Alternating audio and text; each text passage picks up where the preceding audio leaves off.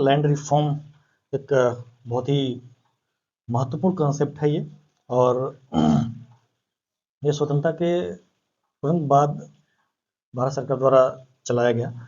इसका मुख्य उद्देश्य ये था कि उस समय जो कृषि भूमि थी वो कुछ ही लोगों के पास बहुत ज़्यादा मात्रा में हजारों हजार एकड़ मात्रा में थी, और ज़्यादातर किसान भूमिहीन थे, उनके पास कोई ज़मीन नहीं थी। तो उनका शोषण होता था, उनसे अपने ज़मीन पे काम लिया जाता था, और उनको बदले में बहुत कम खाद्यान्न दिया जाता था या नौ के बराबर दिया जाता था, जिससे कि समाज में असमानता बहुत तेज़ी से और असंतोष बहुत तेज़ी से फैल रहा था। तो बहुत ज़रूरत थी कि भूमि सुधार लाया जाए और लैंड रिफॉर्म किया जाए, जिससे कि जो खेत पे काम कर रहे हैं उनके पास खुद का खेती कृषि योग्य भूमि हो, जिससे कि उत्पादन को बढ़ाया जा सके।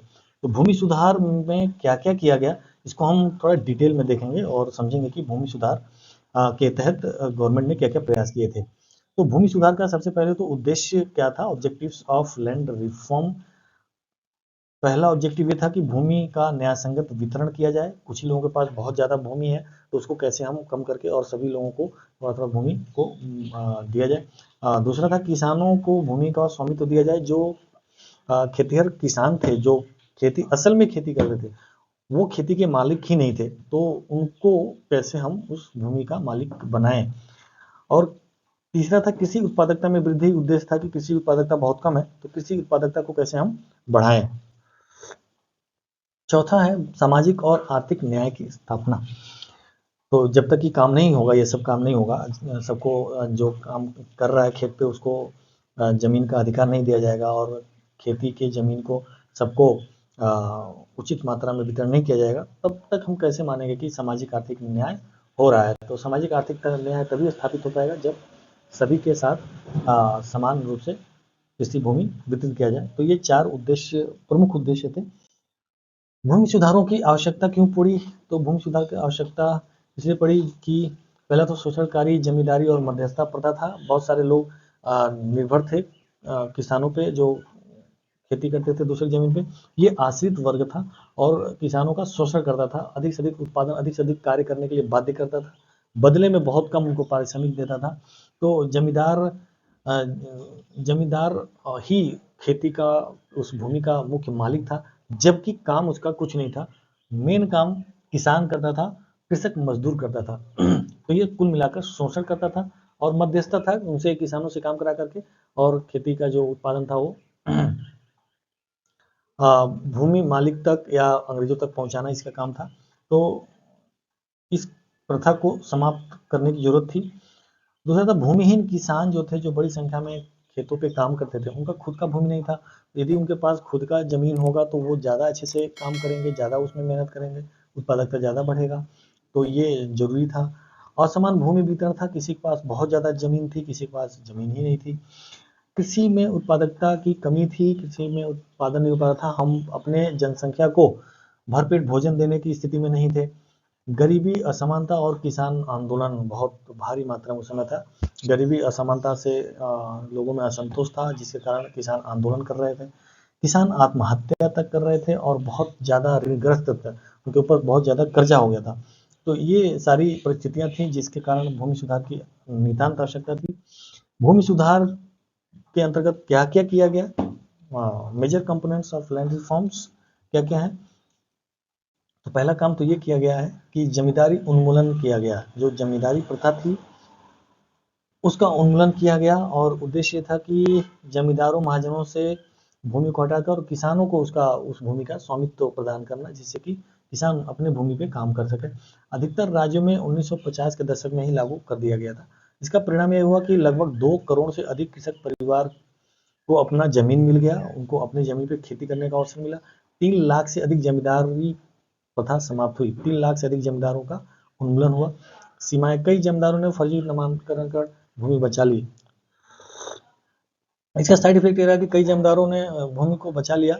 वो हुआ ये कि अपने रिश्तेदारों, सगे संबंधियों के नाम भूमि, पत्नी के नाम, भतीजों के नाम, मामा के नाम, ताई जी के नाम, फूफा फूफी के नाम जमीन को करके और दिखा दिया कि हमारे नाम जमीन तो इतना ही है, मेरे नाम जमीन नहीं है। तो इस तरह से उसने भूमि बचा ली। कुछ राज्यों में निष्पादन की गति धीमी रही, कुछ राज्यों ने इंटरेस्ट नहीं लिया।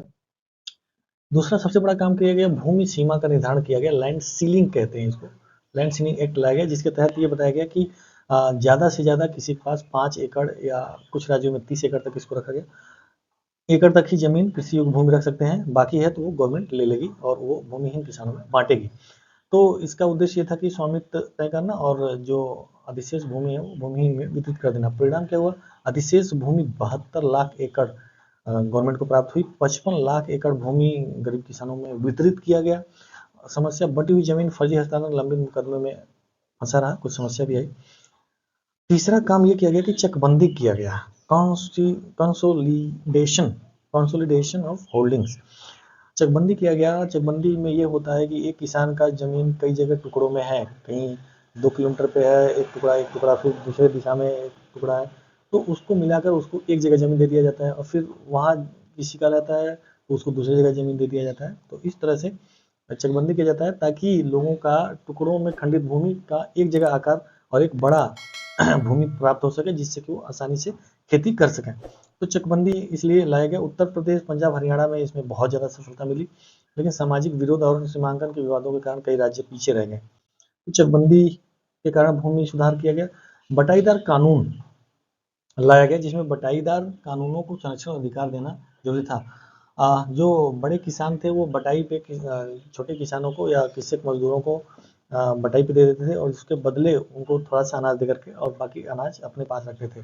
तो बटाई की प्रकृति मौखिक अनियमित होने के कारण लागू करना कठिन था। तो बटाई की लिखित रजिस्ट्री अनिवार्य कर दी गई अब, और कुछ राज्यों में जैसे पश्चिम बंगाल ऑपरेशन बरगा 1978-80 में लाखों बटाईदारों को कानूनन अधिकार मिले। यदि लंबे समय तक बटाईदार किसान खेती करता है तो उसको उस जमीन पे कानूनन अधिकार भी देने का प्रावधान लाया गया। तो इसलिए हम देखते हैं कि बटाई जब किसी को दिया जाता है तो किसान उसको बदलते रहता है, कुछ 2-3 साल तक एक के पास देगा, फिर उसको बदल देगा, दूसरे को देगा। भूमि रिकॉर्ड का अद्यतन, अपडेटिंग लैंड रिकॉर्ड। तो भूमि रिकॉर्ड को ठीक करना ताकि मालिकाना स्थिति स्पष्ट रहे, इसके लिए DILRRMP लागू किया गया, digital India land record modernisation scheme programme लागू किया गया, जिसके तहत सबकी जमीन अब तो बाकायदा डिजिटली हम अपने जमीन को देख सकते हैं कि हमारा जमीन कहाँ है, हमारे नाम से किस जगह है, कितना है, वो सब हम देख सकते हैं। स्वामित्व योजना 2020 के तहत ग्रामीण संपत्ति का ड्रोन सर्वे मालिकाना प्रमाण पत्र भी देने लगा गया। तो भूमि रिकॉर्ड का अद्यतन किया गया और कागजों पे मालिकाना हक दिया गया और इसके तहत भूमि सुधार किया गया। भूमि सुधारों के सकारात्मक प्रभाव क्या क्या हुए, लाखों भूमिहीन किसान भूमि के मालिक बने, ग्रामीण समाज में सामाजिक समानता और आत्मविश्वास जागृत हुआ, जब लोगों को अपना जमीन मिला तो उस पर खेती करना शुरू की, इससे उत्पादकता भी बढ़ा, छोटे जोतधारियों के लिए सरकारी योजनाओं तक पहुंच बढ़ी, कृषि उत्पादकता और निवेश में वृद्धि हुई, जब लोगों को अपना जमीन मिला तो उस पर वो अच्छे से काम किए और उस पर लंबे समय के लिए निवेश भी करना शुरू किए। महिलाओं को भूमि पर अधिकार देने की पहल की गई, महिलाएं भी भूमि कृषक मजदूर थी तो उनको भी उनके नाम से भी भूमि रजिस्ट्री होने लगी। भूमि सुधारों की प्रमुख चुनौतियां क्या रहीं, क्या अड़चने आई जो भूमि सुधार में बाधा बनी। पहला था राजनीतिक इच्छा शक्ति की कमी थी, ज़्यादातर तो जो भूमि था ज़्यादातर वो नेताओं के पास ही था, तो नेताओं ने इसको लागू करने में कोताही बरती कई जगहों पे, और ज़्यादातर ब्यूरोक्रेसी और नेताओं के पास ही ज़्यादा ज़मीन थी। आज भी आप देख लेंगे 90% नेताओं के पास बहुत ज़्यादा ज़मीनें हैं, तो सबसे पहले तो उनको जेल में डालना चाहिए और उनसे ज़मीन छीन करके भूमिहीनों को देना चाहिए। नेता सबसे ज़्यादा बेईमान होता है। भ्रष्टाचार और अधिकारी की निष्क्रियता, जैसा कि मैंने कहा अधिकारियों के पास और नेताओं के पास ही सबसे ज़्यादा भूमि थी और कानून बनाने वाले भी वही थे, तो इसलिए इसमें सफलता बहुत कम मिली, बहुत कम, उम्मीद ज़्यादा की थी और सफलता बहुत कम मिली। आज भी आपको भूमिहीन किसान मिल जाएंगे और ऐसे किसान सीमांत और छोटे जोत वाले किसान मिलेंगे जिनके पास बहुत कम जमीन है, जो अपने खेती पे केवल काम करें तो उनका जीवन यापन नहीं हो पाएगा, उन्हें दूसरे के खेतों पे ही, बड़े जमींदारों के खेतों पे ही काम करना पड़ता है। तो वो कारण यही था कि जो भूमि होल्डर्स थे वो बड़े नेता ही थे और इसलिए वो ठीक से कानून को लागू नहीं किए। अदालती मुकदमों की लंबी प्रक्रिया, किसान, छोटा किसान अदालती लंबी प्रक्रिया में नहीं भाग लेता है और जिससे कि वो अपने अधिकारों से वंचित रह जाता है। भूमि रिकॉर्ड आधुनिकीकरण अधूरा रह गया। भूमि रिकॉर्ड पूरी तरह से नहीं लागू किया गया क्योंकि उस पर भ्रष्टाचार और बड़े नेताओं की धौंस और धमकी देकर के छोटे किसानों से उन्होंने जमीन वापस ले ली। सीमांत किसानों की तकनीकी पहुंच की कमी, छोटे किसान टेक्नोलॉजी तक पहुंच कम रखते हैं और इसलिए वो लड़ाई झगड़े से दूर रहते हैं, क्योंकि उनके पास पैसे नहीं रहते हैं, मुकदमे लड़ने के पास नहीं रहते हैं, तो इसलिए वो अपने अधिकारों के लिए अच्छे से नहीं लड़ पाए। तो ये कुछ प्रमुख चुनौतियां थी जो लैंड रिफॉर्म में बाधा बनी। Thank for watching, keep watching.